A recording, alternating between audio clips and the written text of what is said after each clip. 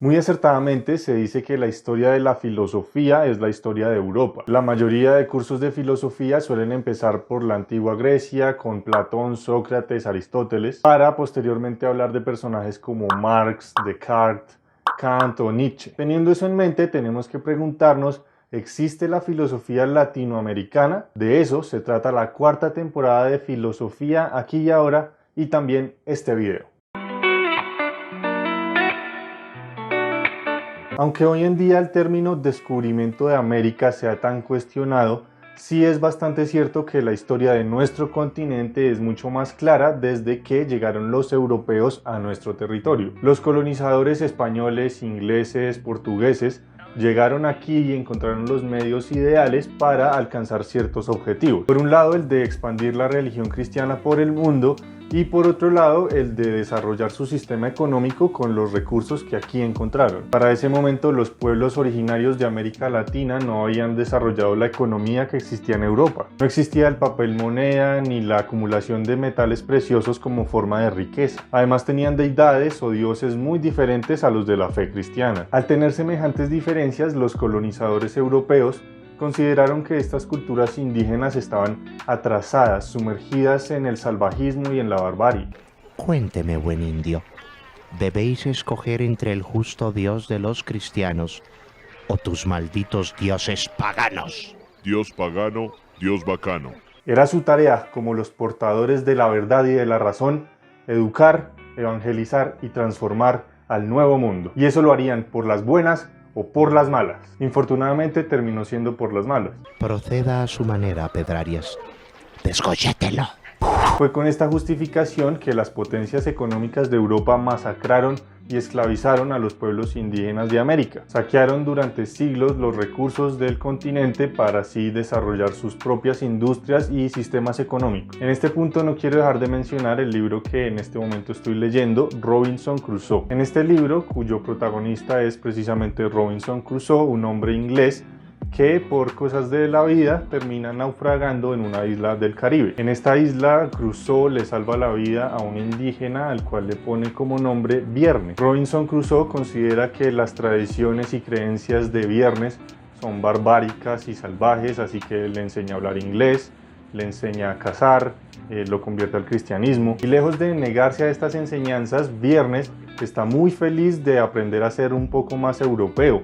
Ve a Robinson Crusoe como un dios incluso y está agradecido con él. No sé si esa fue la intención del autor, pero esta relación entre dos personajes funciona muy bien como una metáfora para demostrar cómo fue la relación de América y Europa, ya que así como Robinson Crusoe tenía la tarea de convertir a Viernes, asimismo los colonizadores europeos tenían la obligación, la tarea de transformar el nuevo mundo a sus propias creencias. ¿Por qué? Porque Europa todavía sigue considerando que ella es la racionalidad y América Latina es el desorden, la pasión, lo turbulento. Desde el comienzo de nuestra historia hemos sido determinados por otros. Se nos impuso un idioma, una religión, una economía y una cultura que no eran las nuestras. Por eso la historia de Latinoamérica está tan marcada por la violencia, por revoluciones, movimientos independentistas, por un deseo de libertad y de autodefinición.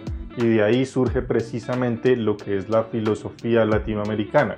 Una historia latinoamericana tiene que ser una historia del conflicto y de la lucha de los países latinoamericanos por discutirle a las grandes potencias lo que las grandes potencias quieren hacer de nosotros. El colonialismo no se limitó simplemente a la presencia física en otro territorio ni a la apropiación de las tierras y los recursos naturales, sino que se establecía un sistema económico, político, cultural ajeno, menoscabando así la cultura propia de los países colonizados, incluso después de la independencia de cada uno de esos países, y por eso las consecuencias o los vestigios los podemos ver incluso hasta el día de hoy. Por ejemplo, aquí en Colombia existe una bebida muy tradicional que se llama chicha. Es una bebida fermentada a base de maíz que es muy representativa de la cultura muisca. Durante el siglo XX la chicha seguía siendo muy popular en las calles de Bogotá hasta que en el año 1948 se prohibió su elaboración, su venta y su consumo. Bueno, en ese momento las autoridades sanitarias relacionaban a la chicha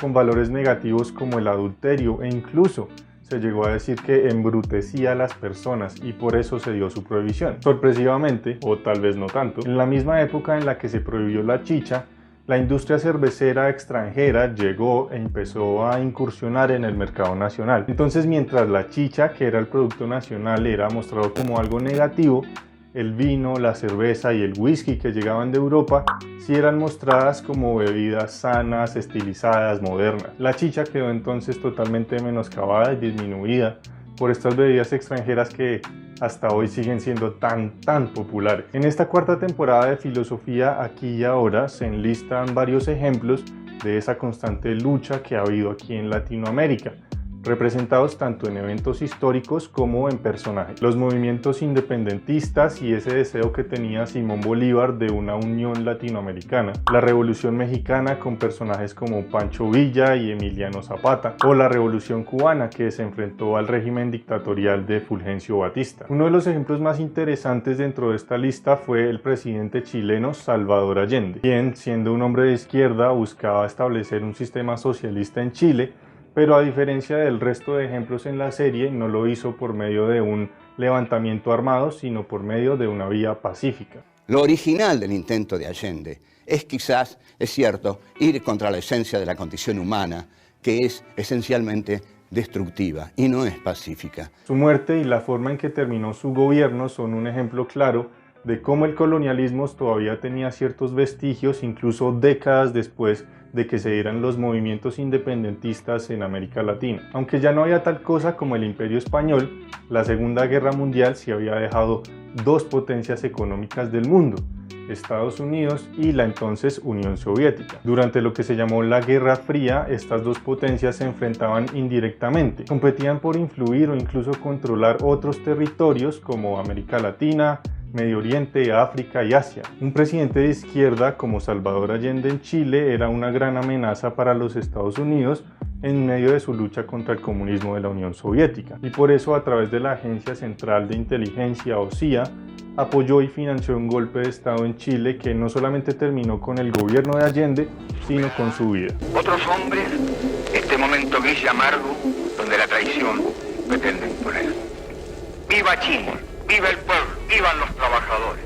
Estas son mis últimas palabras y tengo la certeza de que mi sacrificio no será en vano. Podemos ver entonces que los latinoamericanos no hemos tenido una quietud como para desarrollar una filosofía como la europea. Nuestro pensamiento no surgió de la reflexión ni del deseo de definir la realidad que nos rodea. Nuestro pensamiento y filosofía nacen y se desarrollan en medio de la violencia, del sometimiento, y eso, para bien o para mal, nos define y nos da un objetivo, el de determinarnos a nosotros mismos, que es precisamente lo que no se nos permitió hacer durante siglos y siglos de historia. Tenemos que elaborar nuestra propia verdad, que es nuestra propia visión del mundo, nuestra propia conciencia crítica. Y nuestra propia conciencia crítica es aquello que hace de nosotros un ser humano, alguien que habla y no es hablado, que piensa y no es pensado, que interpreta y no es interpretado. Bueno, muchas gracias por haber llegado al final de este video. Este ya es el cuarto video sobre filosofía aquí y ahora, así que les dejo la lista de reproducción completa por aquí al final. También algo de Los Simpson y la filosofía, un libro muy bueno del que hemos estado hablando. Suscríbanse a este canal, denle me gusta a este video y nos vemos en la próxima ocasión.